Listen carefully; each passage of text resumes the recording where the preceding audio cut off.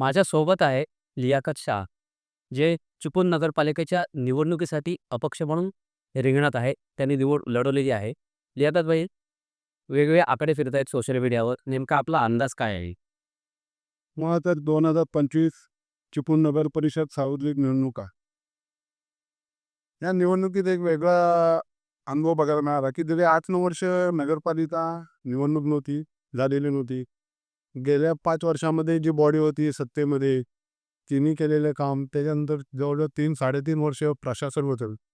त्यामुळे जनतेला आतुरतेने वाट बघत होती जनता, की ही निवडणूक कधी लागते आणि आम्ही आमचा निर्णय मतदारातून आपण कौल देऊ. सर्वसाधारण पद्धतीने चिपळूण शहरात प्रचार करण्यासाठी आम्हाला संधी फार कमी मिळाली. 26 तारखेला चिन्ह मिळालं, 4च दिवस प्रचाराला मिळाले.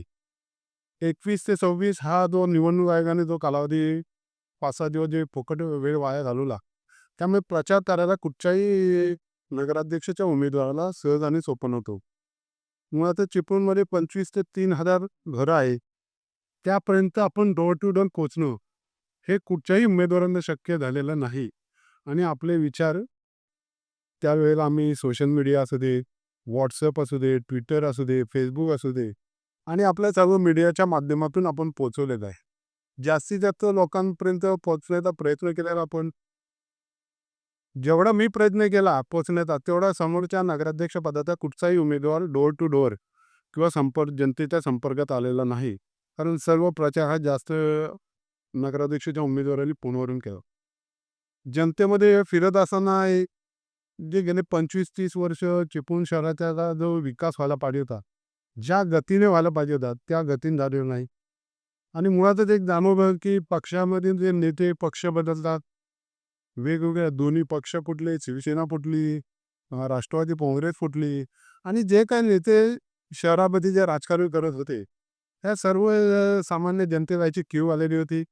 त्यांच्यामध्ये रोष होता, की प्रस्थापिकांनी ह्यांनी कायम नगरपालिका आपल्या ताब्यात ठेवली, त्यांच्या पुन्हा ताब्यात द्यायची की नाही, अशा पद्धतीने जनतेचा कौल होता, की जनतेला एक नवीन चेहरा चिपळूण शहरासाठी जो विकासाकडे घेऊन जाईल, अ, पारदर्शक कारभार करेल, इमानदारीने हे करेल आणि जनतेसाठी कधीही उपलब्ध होईल.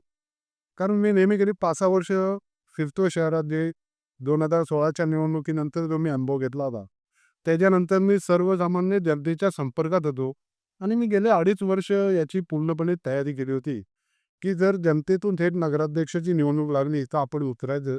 आणि जनतेमध्ये माझा संपर्क असल्यामुळे जनतेनं, सर्वसामान्य जनतेने कौल माझ्या बाजूने दिलेला आहे. सोशल मीडियावरती जे आकडे येत आहेत, हे या वेगवेगळ्या जी लोक आहेत ते टाकतात, पण त्यात काय तथ्य नसतं. तरीसुद्धा चिपळूणला 27,317 वोटिंग झालेलं आहे. वोटिंगही फार कमी झालेलं आहे. बरेच लोकांनी हजाराच्या पुढे नोटा वापरल्याची शक्यता आहे. तसेच ज्या पद्धतीने राष्ट्रवादीचे उमेदवार होते, अ, त्यांची महाविकास आघाडी म्हणून म्हणतात, पण आघाडी वगैरे प्रत्यक्षात काय नव्हतं जागेवरती. जो तो नगरसेवक आपला स्वतःचं मत मागत होता शेवटच्या 2-3 दिवसात. तुम्ही वरती नगराध्यक्षाला पणावरून द्या, पण आम्हाला निवडून द्या, अशी ही परिस्थिती होती. पैशाचा फार मोठ्या प्रमाणात वापर केला गेला. तरीसुद्धा मला एक खात्री आहे, की ही चिपळूणची निवडणूक एक चौरंगी झालेली आहे. त्यामध्ये नोटा, काँग्रेसचे उमेदवार, शिवसेनेचे उमेदवार, अपक्ष उमेदवार असे 5 हे उमेदवार. नंतर अपक्ष म्हणून मी होतो. शिंदे गटाचे उमेश सपकाळ होते. राष्ट्रवादीकडून रमेशभाई कदम होते. अशी ही चौरंगी लढत झालेली आहे. यामध्ये ज्याला 7,500 मतं भेटतील क्रॉस करत, तो विन होणार आहे.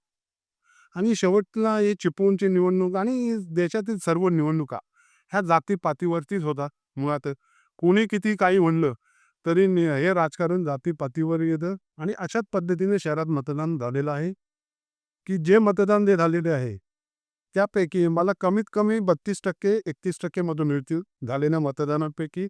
आणि माझा विजय हा जवळजवळ 500 ते 800 मताने होईल याची मला पूर्णपणे खात्री आहे. आणि जनतेने हा कौल दिलेला आहे, कारण ही निवडणूक ही जनतेनं स्वतः हातात घेतली होती. ही निवडणूक कुठच्या नेत्यांच्या हाताखाली नव्हती. ज्या दोन्ही सभा झाल्या, दोन्ही पक्षाच्या सभा झाल्या, ह्या सभा फेल गेलेल्या आहेत. जनतेमध्ये यांच्याबद्दल निरुत्साही वातावरण होतं. कारण शहराचे एवढी वर्ष राज्य करून आणि सत्ता भोगून कोणते भरीव काम झालेलं नाही आणि शहरातला विकास व्हावा यासाठी तरुण वर्ग जर तुम्ही मतदानाच्या दिवशीचा जर फिरला असाल तर सर्वांना अंदाज येत की 25 ते 50 या वयोगटातला मतदार हा जास्त येत होता. वयोवृद्ध वगैरे लोक फार कमी मतदानाला आली. त्यामुळे मतदानाचा टक्काही घसरला आणि ही निवडणूक तिरंगी होणार. आणि जर तिरंगी निवडणूक शेवटच्या टोकापर्यंत म्हणजे 4 राऊंड मतदान होणार आहे. जर शेवटच्या राऊंडपर्यंत गेली, तर निकाल हा चांगला लागेल आणि मला अपेक्षित असलेला 500 ते 800 मतांनी माझा विजय हा मला निश्चित वाटतो. आपण म्हणते जातीपातीच्या राजकारणावर हे सगळं चालतं आणि 500 ते 800 मतांनी आपला विजय होईल. तर दुसऱ्या क्रमांकाची मतं कोण घेईल? प्रतिस्पर्धी तुमचा कोण असेल? प्रतिस्पर्धी आता मी जे बाजारपेठेत फिरतोय आणि सगळा सर्व्हे घेतोय, तर त्या हिशोबाने दोन्ही उमेदवार तुल्यबळ आहे. त्यांची मतं सेम 100-200 वरती खाली होती. एवढंच रमेशभाई कदम आणि उमेश सपकाळ यांची मतं सेम असतील. पण तुम्हाला असं वाटतं की चिपळूणची जनता अपक्ष उमेदवाराला स्वीकारेल म्हणून? 100% कारण ह्या नेत्यांच्या राजकारणाला आणि पक्षाला आहे ना कंटाळलेली आहे. भाजपमध्ये 3 गट होते, काँग्रेसमध्ये पण 2 गट होते, राष्ट्रवादीत पण गट होते. राष्ट्रवादीचे जे आमदार आहेत शेखर निकम याच्या उमेदवारांना आज मागे घालवला, त्याची नाराजी होती. सर्व पक्षातून अंतर्गत नाराजी होती आणि त्या नाराजीचा फायदा मला 100% झालेला आहे, जी पूर्ण खात्री आहे. म्हणजे पण राष्ट्रवादीचा उमेदवारच नव्हता, तर राष्ट्रवादीची मतं रमेश पदकर्मांना मिळणार असं नाही वाटत तुम्हाला? असं कोण छाती ठोकपणे सांगू शकत नाही, कारण मतदार आहे ना, तो पक्ष स्थानिक स्वराज्य संस्थेच्या निवडणुका या पक्षावर होत नाही. मुळातच नेत्याने काही वल्गना करली. ह्या इथल्या निवडणुकात इथल्या स्थानिक प्रश्नावरती होता.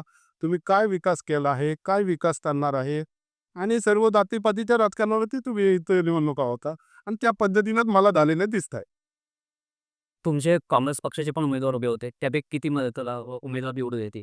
10 आमचे उमेदवार होते, त्यातले 6 उमेदवार आमचे कन्फर्म आहेत. 4 महिला ते 4ही महिला निवडून येणार आणि 1 सीट आमची वरती आली, पण 7 सीटा येतील असा आमचा अंदाज आहे. काँग्रेसच्या 7 येतील, उबाटा 10 ते 12 येतील आणि बाकी 2-2, 3-3 येतील. बाकीच्या सर्व पक्षांच्या मिक्स येतील. निवडून आल्यानंतर सगळ्यात आधी तुम्ही कोणत्या कामाला प्राधान्य द्या? सर्वात पहिले तो काम करणाऱ्यांनी ती चिंचनाका ते बहादूर शेख हा रस्ता मोठा करायचा आहे. चिंचनाका ते पौरस हा रस्ता मोठा करायचा आहे. तसेच गोवळकोटपासून गोवळकोट चरापर्यंत रस्ता मोठा करायचा आहे. एक 4-5 रस्ते शहरात ते मोठे करायचे आणि एक 2-3 अंतर्गत रस्ते आहेत डीपी प्लॅनचे, की जेणेकरून शहरातील ट्रॉफिक समस्या सुटेल. मेन म्हणजे बाजारपेठच्या गटाराचा विषय फार मोठा आहे, गंभीर आहे, की तिथं बाहेर गेल्यानंतर सर्वसामान्य जनतेला नाक बंद करून जावं लागतं. यावरती आम्ही ठोस कामं करू, की शहराला एक वेगळा, की आपण वेगळ्या माणसाच्या हातात सत्ता दिल्यानंतर अपक्ष असल्यामुळे काही निधी वगैरे मिळत नाही, अशा या सगळ्या त्या का बोंब केल्या जातात. हे चुकीचे आहे. मुळातच मी अपक्ष असल्यामुळे उद्या मी मुख्यमंत्री देवेंद्र फडणवीस आहेत त्यांच्याकडे जाऊ शकतो. एकनाथ शिंदे साहेब आहेत उपमुख्यमंत्री, त्यांच्याकडे जाऊ शकतो. अजित पवार साहेब आहेत त्यांच्याकडे जाऊ शकतो आणि मी अपक्ष असल्यामुळे जनतेला मी माझ्या विश्वासात घेणार. ज्यांनी त्यांनी मला सहकार्य केलं, काही अंतर्गत पक्षाच्या लोकांनी सहकार्य केलं, या सर्वांना विश्वासात घेऊन मी चिपळूणचा विकास कसा करता येईल याकडे गांभीर्यानं लक्ष द्या. मगाशी आपण म्हणालात की जातीपातीच्या राजकारणावर मतं मिळतात. तर त्याच्यातनं तळखा असा काढायचा आहे की मुस्लिम समाजाची मतं तुम्हाला मिळतील आणि त्या मतांवर तुम्ही विजयी व्हाल. नाही, असं मुळातच नाही. मी जातीपातीचं राजकारण म्हणते का नाही, देशामध्ये कुठेही उमेदवार तुम्ही उभा केला कुठच्याही जाती का, की त्याला 40-50% मिळतातच. हे सत्य आपण नाकारून चालणार नाही. मला सर्व काही मुस्लिम समाज मिळाला नाही. काही उमेशला पण भेटला आहे, रमेशभाईंना पण भेटला आहे, काही उबाटाला पण भेटला आहे. ती मतं मिक्स असतात. एका समाजावर पण निवडून येऊ शकत नाही. पण इतर समाजात सुद्धा मला चांगलं मतदान झालेलं आहे. कारण मी पहिल्यापासून चिपळूणची जी सुसंस्कृत हे शहर आहे, ओळख आहे, की इथं हिंदू, मुस्लिम भेदभाव वगैरे किती नेत्यांनी त्याचा प्रयत्न केला फूट पाडण्याचा, तरी तो होत नाही आणि चिपळूणची जनता ही सर्व सुखाने नांदत असते. आता आमच्या इथं लोटनच्याचा दर्गा आहे, गणपती मंदिर आहे, करंजेश्वरीची आहे. आम्ही स्वतः पालखीला पेठ मापत जातो. प्रत्येक वेळाला बघितलं आणि इथलं कसं, इथं जी बाजारपेठ होती, हे वाणी समाज, मुस्लिम समाज आणि कुणबी समाजाची माणसं ही टचमध्ये असतात एकमेकांच्या. त्यामुळे इथे ब्राह्मण समाज चांगला आहे. आता तुम्ही बापू कान्यांच्या हॉटेलला गेलात तर तुम्हाला 50% मुस्लिम दिसतील. ओकांच्या पेठेत गेलात तरी 15% मुस्लिम दिसतील. चिपळूणमध्ये हिंदू मुस्लिम काय भेदभाव होत नाही आणि सर्व जातीपातीच्या सर्व धर्म लोकांनी मला उत्स्फूर्तपणे मतदान केलेलं आहे. मागे जी निवडणूक झाली, तर त्यावेळी आपल्या मिसेस उभ्या होत्या आणि त्याचा फटका बसून राष्ट्रवादीचा उमेदवार पडला. यावेळी आपण स्वतः उभे आहात आणि ज्यांनी गेल्यावेळी उमेदवार दिला होता, ते स्वतः रमेश कदम यावेळी स्वतः नगराध्यक्षपदाच्या निवडणुकीसाठी उभे आहेत. तर आपल्या बाबतीत असा ग्रह झालाय, की आपण केवळ पाडण्यासाठी उभे असता. नेमकं काय त्याच्यातनं अर्थ काढायचा? ते 2016ची निवडणूक आणि 2025 यामध्ये जमीन आसमानचा फरक आहे. 2016ची परिस्थिती, राष्ट्रवादीची परिस्थिती आणि आत्ताची परिस्थिती. कारण राष्ट्रवादीमध्ये आत्ता 2 गट झालेले आहेत. शिवसेनेमध्ये 2 गट झाले. मी मुळातच निवडणूक जिंकण्यासाठी उतरलेला आहे. आता बघा, ज्या माणसांनी खासदारकी लढवली, आमदारकी भूषवली आणि पुन्हा पुन्हा नगरपालिका आणि काही नेत्यांनी स्वार्थासाठी ही चिपळुणात आघाडी केलेली आहे. मुळातच कुठच्या पद्धतीची आघाडी नव्हती. ही स्वतःच्या फायद्यासाठी आघाड्या झाल्या होत्या, की माझा उमेदवार कसा निवडून येईल, मी दिलेल्या मुलीचं ती कशी निवडून येतील, भविष्यात माझ्या मुलग्याला कसा आमदार करता येईल, हे सगळं राजकारण पाहिजे. आणि ह्या राजकारणामुळे जनता कंटाळली होती आणि त्याच्यामुळे आत्ता ती निवडणूक मी पाडण्यासाठी नाही, जिंकण्यासाठीच उभा होते आणि मी अपक्ष म्हणून 100% निवडून येणार. लियाकत शाह यांनी ठामपणे सांगितलंय, की 500 ते 800 मतांनी मी निवडून येईन आणि काँग्रेस पक्षाचे 6 नगरसेवक निवडून येतील. 21 तारखेला काय निकाल लागतोय हे पाहूया. कॅमेरामन अक्षय भागडेसह सुनील साळवी, सागर लेओक, चिपळूण.